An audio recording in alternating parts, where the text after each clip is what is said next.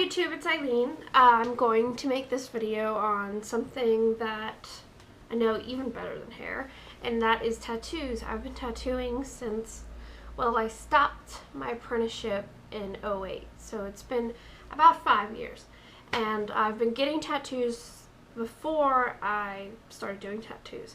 So I kind of understand the whole trial and error and what it's like to walk into a place you're not familiar with and deal with people that you're not really used to dealing with. I know we're all a bunch of weirdos. It comes from isolation. Anyway, so what I've done is I kind of knocked it down to 5 really good points on how to get your first tattoo, or your first successful tattoo, I should say.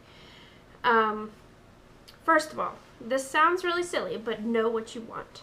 Knowing what you want will take you a really, really long way, because if you don't know what you want, first of all, we can't read your mind. And second of all, as a responsible, I consider myself a responsible tattoo artist, I don't want to give you something that I have to sort of talk you into, and, you know, I don't know what your tastes are, or what you've been through, or, you know, what you're going through, or anything like that. So you have a pretty good idea of what you want. And also, number 2 would be to research the artist that you'd like to work with. You want to find somebody that has a style that you really enjoy. Even if you aren't sure about what specifically you like in their style, it's still a really good start. Don't go to somewhere because it's cheap. I promise you, it's not worth it. A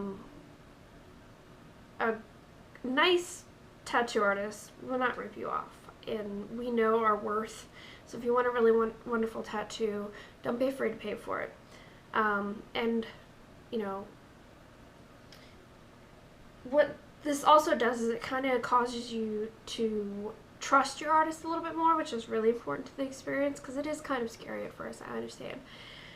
And, you know, we can tell if you have faith in us, and it just makes the whole experience a lot easier. And, okay, so the third, I'm not sure if I mentioned this already. I have everything written down because I'm kind of new. So the third is bring references. I mean, a couple of us might giggle. I can't talk for all tattoo artists, so I should probably try stopping. But I wouldn't giggle at you if you brought me a silly drawing, even if you can't draw, or, you know, you had somebody else draw, or it's not silly at all and it's wonderful. Or you can bring us off something from the internet. Under no circumstances should you say, I want this exact tattoo and I want you to copy it just like this person did. To me, that is, I don't know what the word is. I want to say rude, because I don't like to copy tattoos, and I don't think you should. Want something that somebody else has, but you should also be able to say, well, I like this aspect of it and I like this aspect of it, so we can tell what your tastes are, and you know, little things that you like to make your tattoo unique. And feel free to bring a million different images. Our job is to figure out what you want. So fourth is to be okay with change. Now, along with trusting your tattoo artist, you should also trust that they know what's best. I know that sounds kind of smug, but the truth is, we know what's going to go best on parts of your body, and how it's supposed to look, and how we can bring our best foot forward. So I'm not going to give somebody a tattoo that I know that I can't do well, because I want them to have the best tattoo that they can have. So, you know, be okay with change. With that, you know, the drawing could be a little bit different than you thought, or, you know, if you really hate it, you can tell somebody that you need to change certain things, but, you know, we're pretty good at what we do. We can figure it out, and, again, there's that level of trust. It's really important. And number 5, which is kind of a two-part of number 4, know that your tattoo probably needs to be bigger than what you think it does.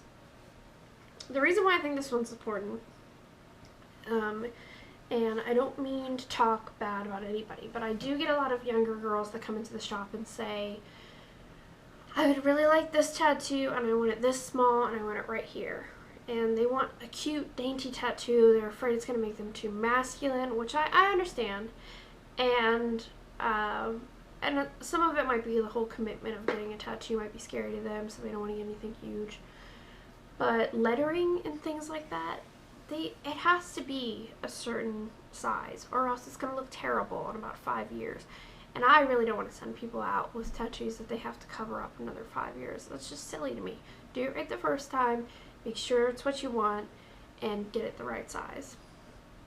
And don't cram a bunch of details in something smaller, or else we're going to have to make them bigger so you can even see them. So I think I covered it all, and I hope this is all very helpful to you. Let me know if you have any more questions. Also, I should throw this in. Don't get offended if your tattoo artist doesn't talk to you through the entire tattoo. I know that's weird, but I feel like I have to entertain some people sometimes, and it's just, some days you just don't feel like talking. Our job is very trying, so. And I do love what I do, and I hope that this is very helpful for everyone, and you guys have a great 2014. Take care.